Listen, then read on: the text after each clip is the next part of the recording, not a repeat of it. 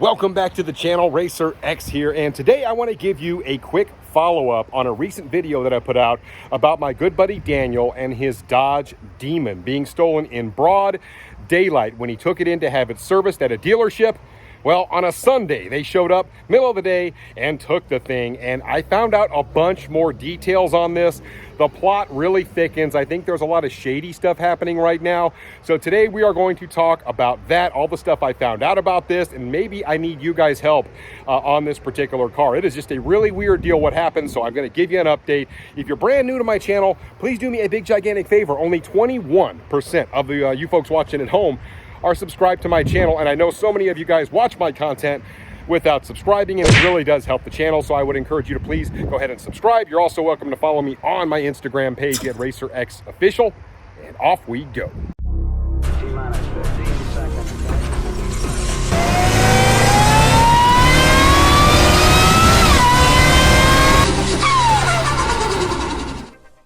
Over the course of the past couple of years, I have tried to give you updates on what's going on in terms of thefts with modern day Mopars. And those of us in the know when it comes to Chargers and Challengers, especially Scat Packs and Hellcats, we know that they are a target. And it has become worse and worse to the point now where it's not really a case of if your car will get stolen, almost when will your car get stolen if you don't keep a constant eye on it. If you keep it in a garage, sometimes even in garages they're being stolen.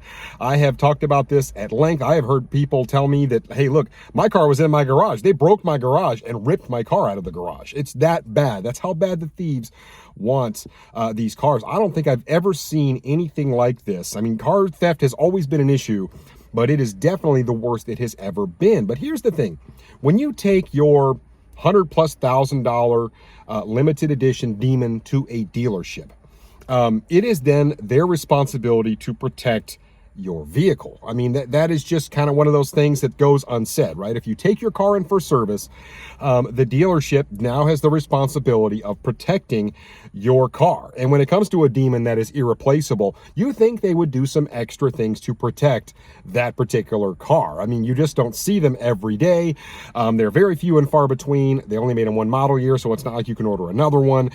So you would think dealerships would do a lot to protect a car like that when it goes in for service. But come to find out, lots of weird things happen with this dealership in Texas. Now, I don't typically do a lot of videos like this one, but I feel like in this particular case, it is most definitely warranted, and I just want to spread some awareness out there. I have a whole bunch of notes right here. I'm going to give you sort of the Cliff Notes version in terms of the facts, because there's a lot that happened, and then I'll let you draw your own conclusion. But in my opinion, something is definitely off, and you'll see what I mean. So my good buddy Daniel had 2018 Demon, had a special trailer built for the car. I mean, good drag racer, great guy. Had an issue with his radio, took it into a separate dealership, and when he got the car back, he noticed that the Hellcat spec had been loaded back in on his radio. So when it came up, he saw the Hellcat come up there, and of course, this is a Demon. It shouldn't do that, right? So he tried to get an appointment at a different dealership. He had already moved and then wanted to go in and go to his local dealership that was closer to him, which happened to be Platinum Dodge in Terrell, Texas. That's the dealership we're talking about here right now. So he took his car in, had it there for basically a month. Had an event coming up, let them know he had an event coming up. I guess they didn't really do anything to the car that they had told him. He went and picked his car up, and then went to the event, ended up taking his car back to the dealership so they could do what they said they were going to do, had his car up there for like a month and a half, had another event coming up, and then, of course, went to pick up the car yet again. And then when he picked up the car yet again, it felt like the car was down on power. There were definitely some other things going on with the car that did not feel right at all. So after all that time, his car still had not been sorted by the dealership. There was definitely something off. He took it to this event. And then when he was done, got another appointment and took it back up there to Platinum Dodge in Terrell, Texas. And that's when things really got interesting.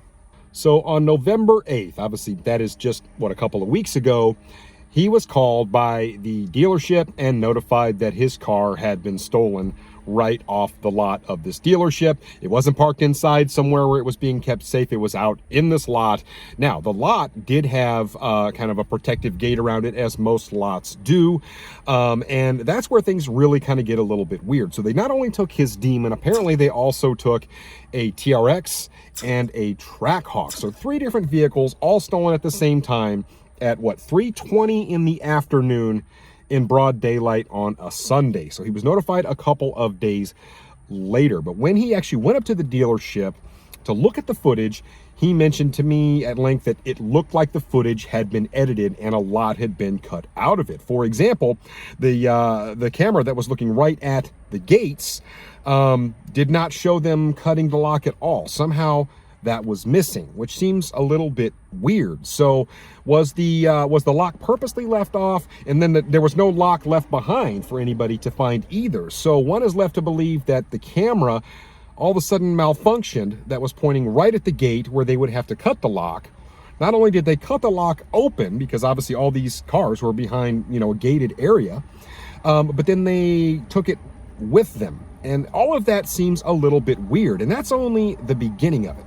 Now, apparently, this dealership also employs security, like a security person that works there basically full time. Mind you, this did happen in the middle of the day. This theft took 20 minutes, so to speak, out in broad daylight on a Sunday where you've got tons of people around. Really a weird deal altogether that happened, how they knew all 3 cars were there, a Demon, a TRX, and a Trackhawk, all there together. Now, the video footage did show them getting in the gate and then going directly to his car. They weren't looking around to see what was in there. They knew exactly where his car was. It took them basically no time at all to find the car, and his VIN was completely covered up for anti-theft purposes. So he already had the VIN covered, but they somehow knew how to get in the car, how to get it started right away, and all of that good stuff. It's just a lot of red flags so far, and it just is a really, really weird thing. Not everything is adding up. Where was the security? If this was supposed to be a secure area patrolled by somebody who's paid to watch these vehicles, where were they? Well, this theft just so happened to occur in the 2-hour window between when the security guards changed shifts. So, you would think they would do the shift change in the middle of the day where it's least likely to be stolen. Well, that just so happens to be exactly when these thieves knew to show up, knew how to get in the gate, knew exactly where the car was. Man, there's a lot of things that seem just a little bit odd to me. And not only that, once they gained access to the Demon, they somehow knew exactly how to drive that Demon directly over to the TRX, get in the TRX, which happened to be cut out of the video footage. Somehow, they were looking around the TRX. The next little clip they show, they're actually in the TRX with the back window open, yet no glass was on the ground. So another really weird thing there. Another couple of odd things are that these cars are pretty easy to track with Uconnect. And you would think that would be one of the very first things that the dealership would have done, was try to see if they could track the vehicle through Uconnect. Certainly the TRX, they could have done that. That was the dealership-owned vehicle. And they didn't make any attempt to track the TRX for over 2 weeks through Uconnect. So that should have been really kind of step one. That is a bit weird. And get this, come to find out, 6 months prior, a Hellcat Durango was stolen from the same dealership directly off the showroom floor. And not long after that, actually right after that, one of the employees that worked there simply vanished, never came back to work, never reported back. So there are a lot of little bitty weird things that are going on here, but most of what I see points toward this being something that happened internally. Now, does that mean there's somebody inside the dealership that called other people that used to work there? All of that is really kind of hard to say. But what I do know is an investigator from the police department out there has been assigned to the case. They are looking into a lot of this kind of stuff, a lot of questions. So when he actually went and talked to the management of this particular dealership, this Platinum Dodge out in Terrell, Texas, he actually had more questions than answers as well, which only makes sense, right? I mean, none of this really adds up to this being somebody just driving in off the street, and just some street thug and looking, oh, look at all these beautiful cars, knowing how to get in, knowing where the cars were, how to steal them, the VIN number, all that kind of stuff that you would think they would have to have. I mean, it just seems really, really odd. So I really had two reasons for making this particular video. One was to kind of spread awareness about this particular situation. Obviously, we have a demon. It's a good friend of mine. We already know cars are being stolen like crazy, but something is not adding up with this particular situation. So I wanted to give you the exact facts of the situation, and you guys draw your own conclusion. But I wanted to spread awareness about this particular dealership and what is going on.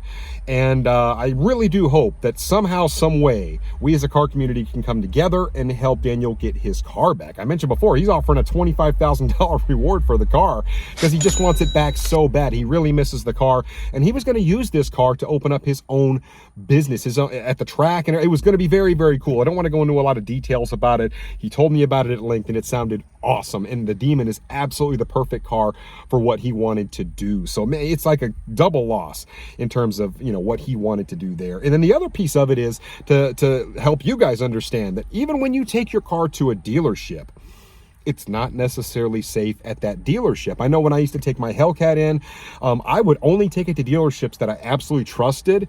And most of those dealerships would keep my car actually in the service bay itself. And they would not move it. They had cameras on it, all that kind of stuff. But I mean, in a situation like this, I mean, maybe that wouldn't have helped. It doesn't sound like that would have helped either. So your car, even though you take it into a place that you think you could trust with your car, you can't always trust them. This isn't to say that all dealerships are bad, but this is a situation that could play out with you and your beloved car. And that is the kind of stuff that's happening out there right now. So anyway, guys, let me know what you think about all of this that I've talked about today. It's a crazy world out there. I'd love to hear your thoughts in the comments below, and I'll catch you on the next one.